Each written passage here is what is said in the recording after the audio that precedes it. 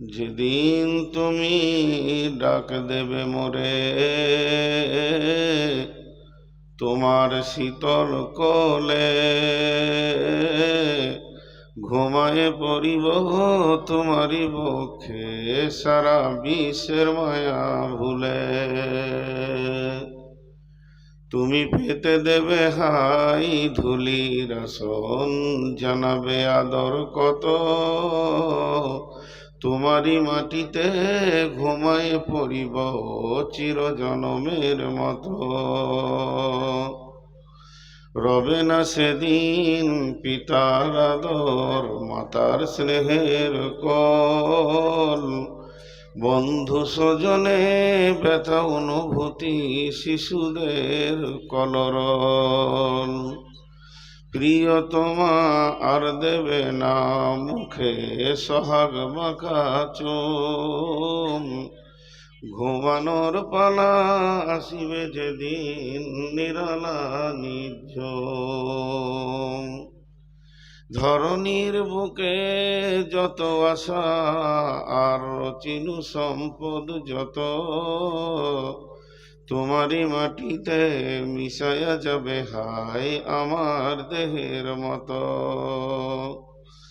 একটি কতজনে এসে স্নেহ মমতায় ডাকিবে নামটি ধরে, কত বন্ধুর স্মৃতির অশ্রু ঝরিবে তোমার পরে। সারা নাহি পেয়ে ফিরে যাবে তারা আমাকে পেছনে রেখে, তুমি হাসিবে সবারে কাঁদায়া সবার অশ্রু মেখে।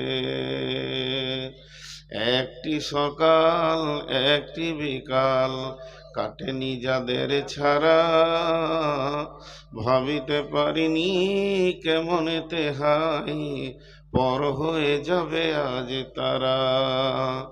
যেমনি একা একই আসিলু হিতাই একা একই যাব, বিদায় কালে পথের সাথী কোথায় গো পাব। কই বলো রে বা,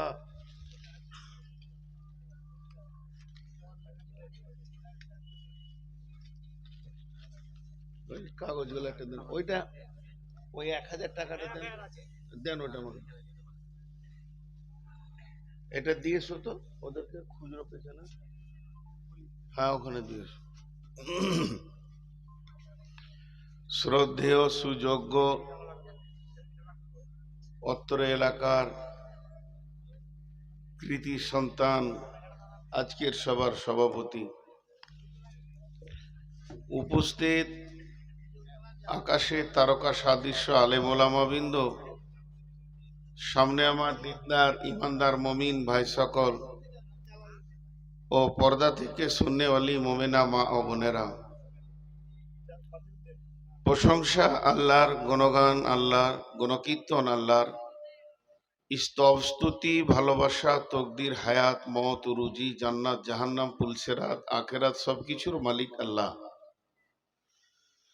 যে মহান মুনিব আহকামুল হাকিমিন আজকে আমাদেরকে বিভিন্ন এলাকা গোত্র বংশ জাতি ধর্ম বয়স বর্ণ নির্বিশেষে আল জামিয়া কেন্দ্রিক আয়োজিত মাহফিলে নভেম্বরের একদম শেষ প্রান্তে এনে হাজির করেছেন, তাই আমরা সেই মহান মুনিবের দরবারে একবার শুকরিয়া করি, সকলে বলি আলহামদুলিল্লাহ। দরুদ ও সালাম বর্ষিত হোক আখিরি পয়গম্বর নবী মুহাম্মদুর রাসূলুল্লাহ সাল্লাল্লাহু আলাইহি সাল্লামের উপর, আল্লাহুম্মা আমিন, আল্লাহুম্মা সাল্লি আলাইহি, আল্লাহুম্মা বারিক আলাইহি। আমি কিন্তু 2 মাস বক্তব্য রাখবো।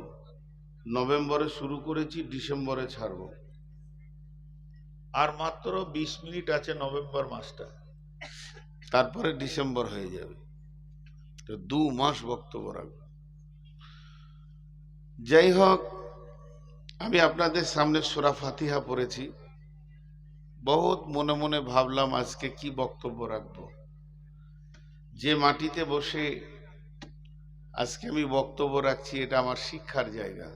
আমি এখানকার ছাত্র, অবশ্যই ছাত্র, শুধু ছাত্র নয়, বেশক আমি এখানকার ছাত্র।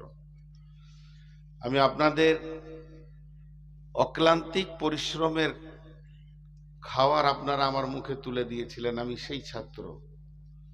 তবে এখানে যে বয়সটা ছিলাম সেটা সব থেকে ভাইটাল বয়স, নাবালক অবস্থায় ছিলাম। আমার তখন পূর্ণাঙ্গ জ্ঞান হয়নি, তখনই সূরা ফাতিহা পড়েছি। যে মাদ্রাসায় পড়েছি সেই মাদ্রাসাতেই তাফসীর করছি।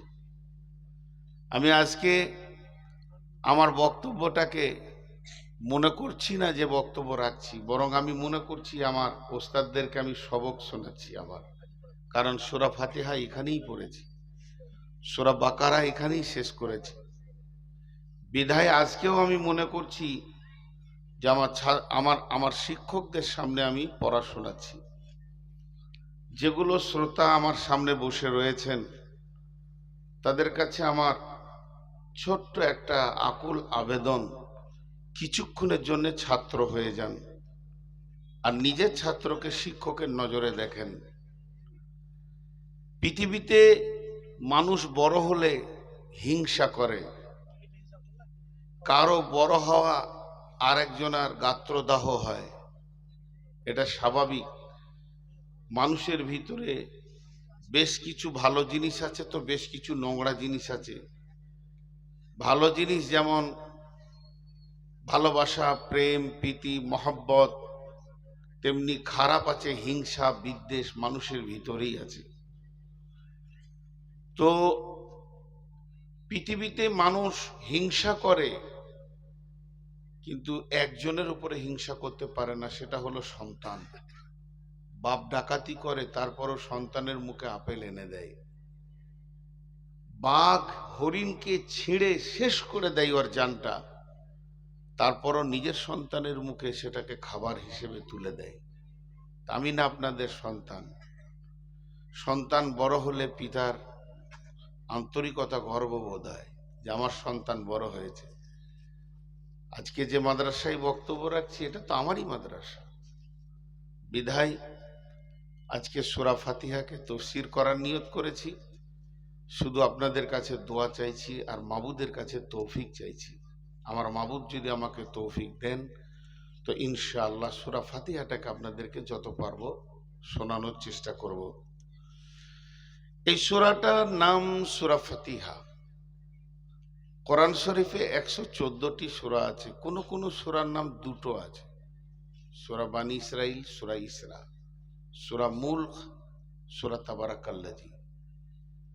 এইভাবে কারোর নাম একটো, কারোর নাম দুটো।